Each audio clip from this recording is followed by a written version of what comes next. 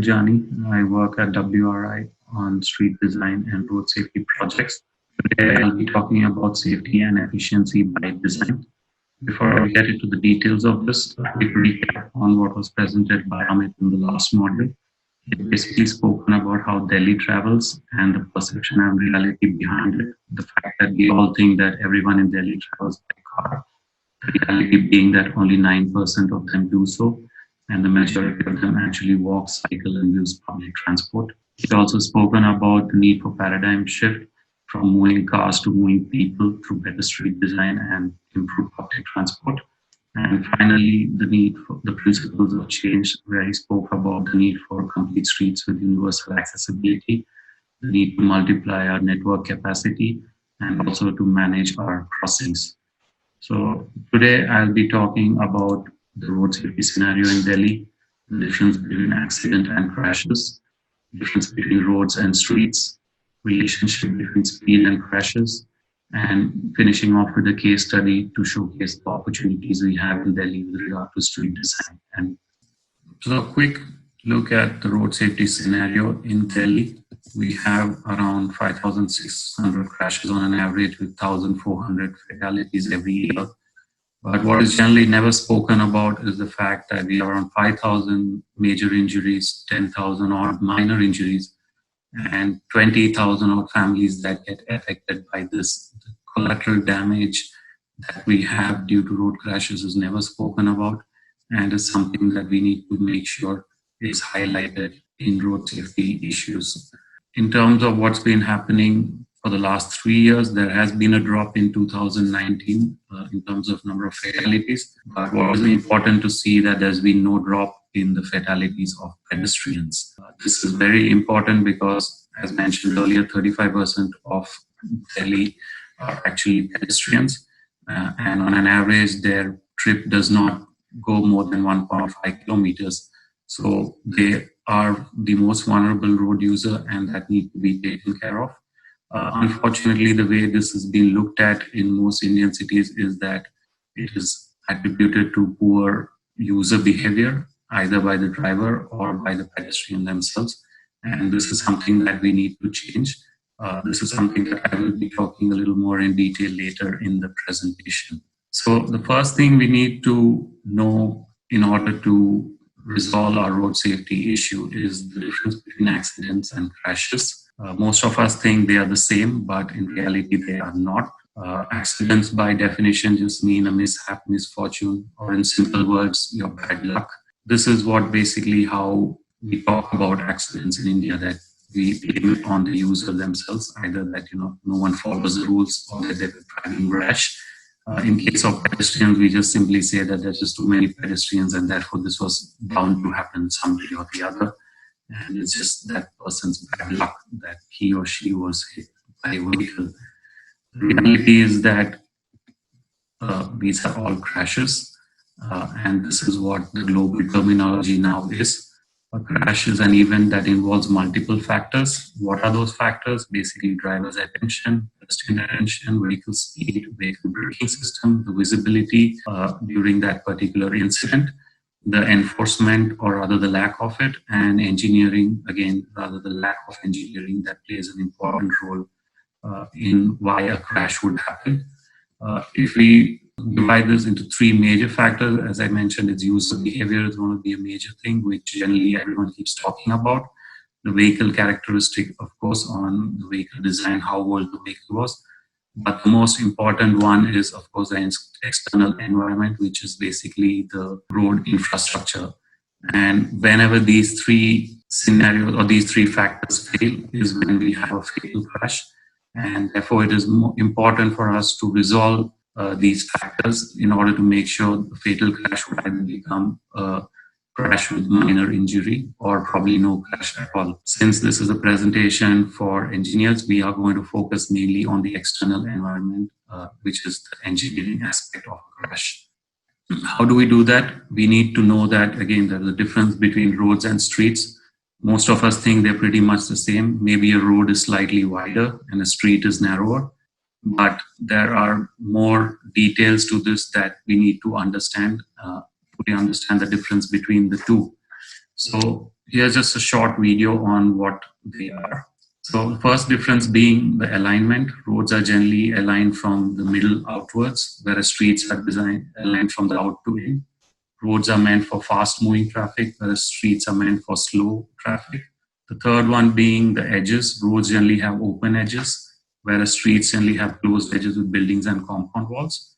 And the most important one being the principle that roads generally are meant for vehicles, that different type of vehicle sizes and shapes, whereas streets are meant for multiple users. In a street, we have pedestrians, we have cyclists, we have vendors, we have parking, and then we have public transport, finally followed by private mobility. So there, as you can clearly see, there are multiple users in a street, whereas the road generally tends to have only vehicles on them.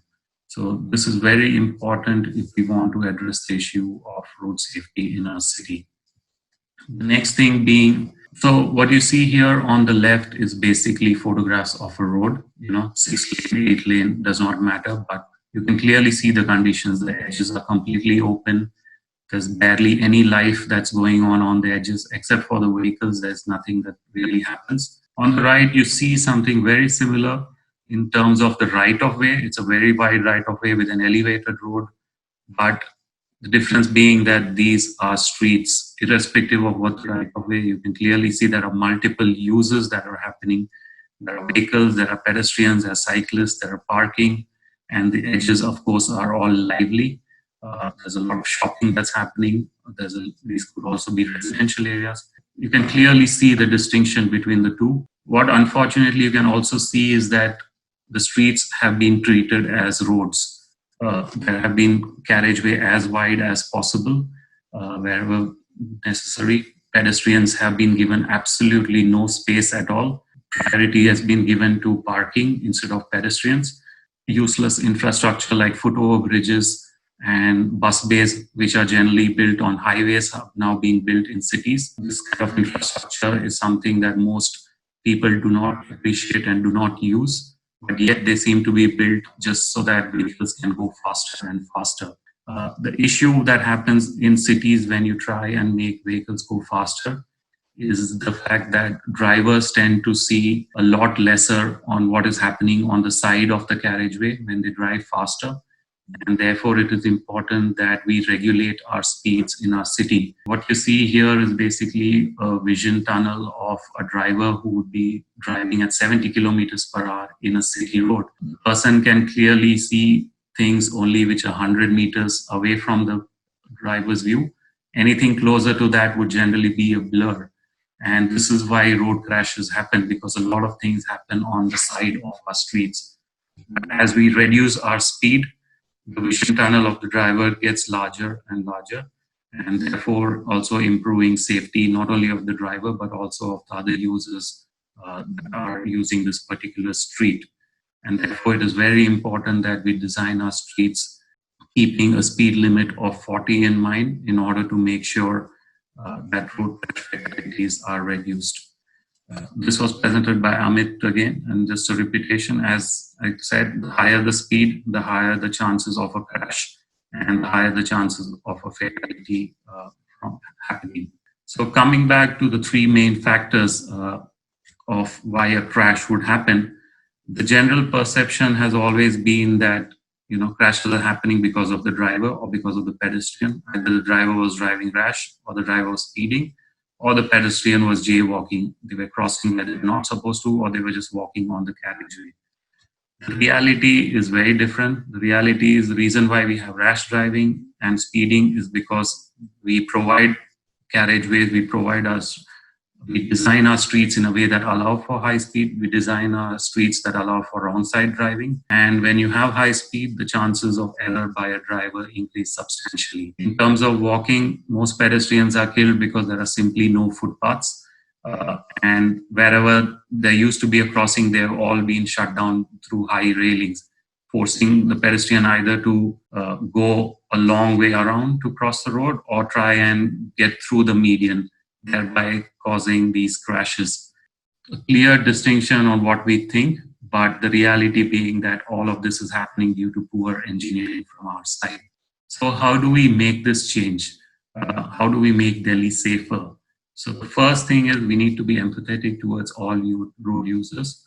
The reason why this is important is because, as you know, pedestrians and cyclists have always been ignored, so have public transport users.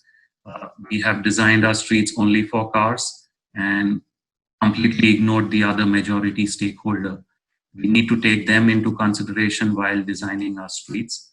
The second thing is we need to design with a purpose. Most of our streets are built with a checklist in mind, and the fact that whether the infrastructure is used or not is irrelevant. We tend to build things saying that, okay, this is done, footpath done, sidewalk done, pedestrian crossing done, but don't look into how well they are done at all. So we need to design with a purpose. So I'm going to talk about a short case study of Arvindo Marg. This was a walk that I had taken from Ames all the way to Outer Ring Road, a walk of around 3 kilometers, just to assess what are the major issues faced by pedestrians and public transport users. Right of way of Arvindo Marg varies from around 35 meters to 60 meters. What is interesting about this road is that in such a short stretch, we have a lot of institutional buildings. There are 2 mass transit stations, commercial activity, heritage and religious buildings that are all along this stretch.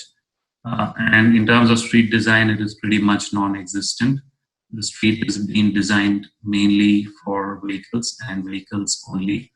So I'm going to highlight 3 major issues. The first one being the walking infrastructure or footpaths. There are footpaths, but in terms of only a very short stretch of probably 200 to 300 meters is actually really walkable. Most of the footpaths are in very poor condition.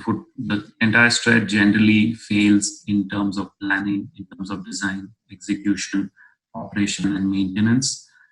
It is very, very hard to walk on this. In terms of a level of service, the stretch would definitely get an F. So what is it that we can do here? I think what is important is that we need to refer to the new IRC 103 guidelines on how our streets need to be designed, especially our footpaths. The 103 guideline is very progressive. It looks at urban conditions specifically, and we need to make sure that the footpaths are built here as per the specifications of 103 in a commercial area. A lot of cities have already done this. Here are a few photographs from Pune on Aund Road. It has sort of become the poster boy footpath of Pune. It's very similar in the land use in terms of what happens at Yusuf Sarai, a lot of commercial activities. But you can clearly see how well the parking is organized here and how much space has been given for pedestrians. This is something that definitely is possible on Arvindo Marg also. The second thing is a pedestrian crossing. This is where the conflict between pedestrians and vehicles happen a lot. On Arvindo Marg, systematically pedestrian crossings have been closed through high railings and pedestrians are forced to use foot-over bridges. But what is important to know is that not everyone can access these foot-over bridges. One, because they are too far apart. And second is the foot-over bridges are not designed keeping all pedestrians in mind. The foot-over bridges seem to be constructed thinking that all of Delhi are adult, well-built males. Whereas the reality is that there are a lot of them who are wheelchair users, a lot of them who are women who tend to have kids with them, who tend to have certain luggage with them, and all of them who are forced to then walk on the carriageway in order to cross the road or sneak through railings, as you can see in some of these photographs. Whatever existing crossings are there are now being shut down so that another foot-over bridge can be built in order to make sure that vehicles don't have to slow down anymore for these pedestrians. This is extremely unfortunate for an urban street like Arvindo Marg. And most cities across the world actually don't have foot-over bridges. Instead, they have tabletop crossings everywhere possible. This makes sure that the visibility of the pedestrian is very clear in terms of the vehicle driver. And also we make sure that there are median refuges so that pedestrians don't have to run across 4 or 6 lanes of carriageway at one go. Instead, they have space for waiting in the middle.